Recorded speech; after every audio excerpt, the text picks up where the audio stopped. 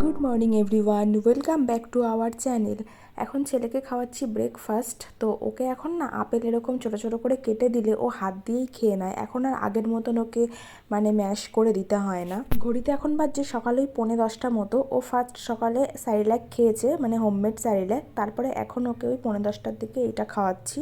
তারপরে ও একটু power nap মতো নেবে। আর এদিকে অনলাইনে চলে আসলো আমার একটা পার্সেল। তো এটা অনেক দিন ধরে আমার ইচ্ছে ছিল আর ভীষণ এক্সাইটেড ছিলাম আমি এটার জন্য। এটা হচ্ছে গিয়ে ছেলের প্রথম পড়াশোনার জীবন স্টার্ট হলো। এখন তো ও ছোটো, অত বোঝে না। এখন ওদের জিনিসে মায়েরা বেশি এক্সাইটেড। তো এই যে মাই ফার্স্ট লাইব্রেরি, এটা আমি ওর জন্য নিয়েছি। এখানে ছোট ছোট 24টা বই আছে, বিভিন্ন টাইপসের অ্যানিম্যালস, ফ্রুটস, সমস্ত কিছু রয়েছে। তো এগুলো অনেক ছোটও ছিল, 10টারও ছিল।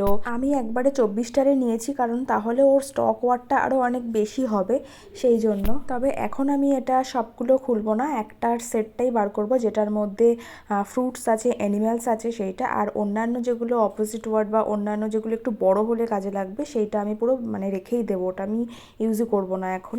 আর সবথেকে ভালো হচ্ছে এটার কোয়ালিটি, ছোট হলে কি হবে, কোয়ালিটি খুবই ভালো। ও কোনোভাবেই এটা ছিঁড়বে না, পুরো বোর্ডের উপরে, কার্ডবোর্ডের উপরে। এই যে দেখুন, ওই যে ভেজিটেবলসটা দেখালাম, এই যে এটা ফ্রুট সেটটা, খুব ভালো কোয়ালিটি। আমি ভেবেছিলাম যে খুবই ছোট হবে, কোয়ালিটিটা নিয়ে একটু টেনশনে ছিলাম, বাট খুবই ভালো। যতবার বালিশটা দিচ্ছি বালিশটা এরমভাবে সরিয়ে দিয়ে, দেখছো কি করছে? এই যে উঠে যাচ্ছে, ও কিছুতেই বালিশ ফালিশ রাখছে না এখানে। এখানে এখন কি দেব? এরকম ভাবে উঠে যাচ্ছে। ওকে এখন এই বিছানাতে একা রেখে কোথাও যাওয়া যায় না। আর ও যে চেয়ারটায় বসে থাকে, ওই চেয়ারটাতেও ও এখন বসতে চায় না। এখন একটু বড় হয়েছে, তো এবার মুশকিল হয়ে যাচ্ছে। ওকে যদি বিছানায় রেখে আমি কোথাও না যাই, তাহলে আমি কিচ্ছু করতে পারবো না, সব সময় ওর সামনে থাকতে হচ্ছে। আর এই জানলাটার দিকে ওর টার্গেট, আর ওইদিকে যে শোকেস মতন আছে ওইটার দিকে ওর টার্গেট। প্রত্যেকটা কাছে গিয়ে এরকম এরকম করে বাড়ি দিচ্ছে। তো কোথায় যে ওকে রাখবো তাই ভাবি। যাই হোক, দুপুরবেলা ও আজকে খাবে এই যে ডিমের ভুজিয়া। ওকে আজকে প্রথম আমি ডিমের ভুজিয়া দিচ্ছি। আসলে খিচুড়ির সাথে প্রতিদিনই কি ডিম সেদ্ধ ভালো লাগে, তাই জন্য আজকে একটু অন্যরকম দেখি খায় নাকি। আর আজকে আমাদের রান্না হচ্ছে মাছ পাতায়। এই যে পাতায় মাছ, আসলে এই সমস্ত রান্না খুব একটা বেশি তো হয় না, তো বহুদিন বাদে আবার হচ্ছে, তাই জন্য একটু দেখালাম আপনাদের। আর পাতায় মাছটা আমি এই বাড়িতে এসেই খাওয়া শিখেছি। আমাদের ওই বাড়িতেও হতো ঠাকুমা বেঁচে থাকতে, আর আমার মা সেরকমভাবে পাতায় টাতায় কোনোদিনও করেনি। তো এই বাড়িতে এসেই আমি আবার এরকম খাওয়া শিখেছি, তো ভালোই লাগে, খারাপ লাগে না। বিকেলবেলা এই যে ঘুম থেকে উঠেছে, উঠেই গাড়ি দিয়েছি, গাড়ি নিয়ে একটু খেলছে। আর এখন না গাড়িটা একাই চালাতে পারে, কিন্তু রিমোটটাও প্রথম থেকে উল্টোভাবে ধরে চালাতে শিখেছে, তো তার জন্য সেই উল্টোভাবে ধরেই চালায়, এখনও সোজাভাবে পারে না। যাই হোক, তাও ও গাড়িটা তো চালাতে পারে, এটাই অনেক। মাঝে মধ্যে গাড়িটাকে চার্জে দিতে হয়, আর যখন চার্জ চলে যায় তখন কি হয়, চলে না আর। কি জোরে ওই রিমোটটাকে চাপে যে কেন চলছে না। আর বিকালবেলা বাইরে আজকে ওয়েদারটা দেখুন, কি দারুণ আকাশটা। এটা পশ্চিম দিকের আকাশ, বিকেলের দিকটা না, এই দিকের আকাশটা দারুণ লাগে দেখতে, অসাধারণ লাগছে আজকের আকাশটা। যদি ওপরের ছাদে গিয়ে ভিডিওটা করতাম তাহলে আরও ভালো হতো, কিন্তু এখন তো আর ওখানে যেতে পারবো না, আর শরীরটাও অত ভালো না যে আমি আবার 3তলার ওপরে উঠবো। মা আজকে চলে যাবে, তো আজকে আমি অনেকটাই ঠিকঠাক, তাই জন্যই মা আজকে চলে যাবে। পশ্চিম দিকটা দেখালাম, এবার এই দিকটা দেখুন, পূর্ব দিকটা, দুদিকে দুরকম, অসাধারণ লাগছে। প্রকৃতির সাথে সত্যি কোনো কিছুই সম্ভব না, এত সুন্দর। এই দিকটা পুরো ব্লু কালারের সাথে পুরো মেঘ মেঘ, আর ওই দিকটা পুরো রেড রেড টাইপের, দারুণ লাগছে, দারুণ। আর আমার ছেলের কাণ্ড দেখুন, এই নিচে একটু হাঁটাচ্ছে ওকে, আর ওই সব ড্রয়ারগুলো খুলে ফেলছে, খুলে এরকমভাবে রীতিমতো ঝুলে ও দেখবে ড্রয়ারে কি আছে।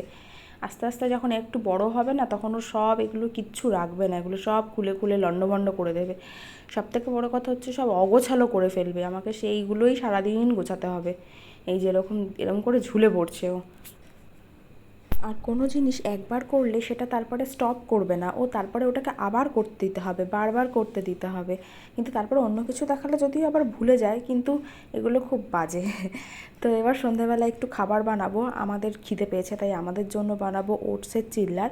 তো ভাবলাম যে ছেলেকে প্রতিদিন দুধ খাওয়াই, ওকে একটা নতুনত্ব কিছু করে খাওয়াই, তো আমরা যখন ওটস খাবো তাহলে ও একটু খাক।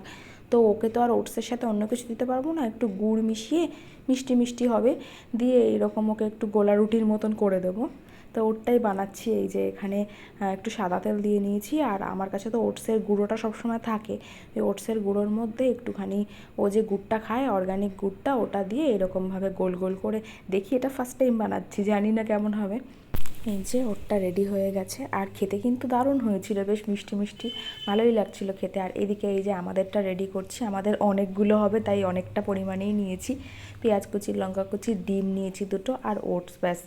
এটা বানানো খুবই ইজি আর পটাপট হয়েও যায়, তো ঝটাপট করে বানিয়ে নিই, তারপরে এটা এটা খেয়ে তারপরে একটু চা বানাবো।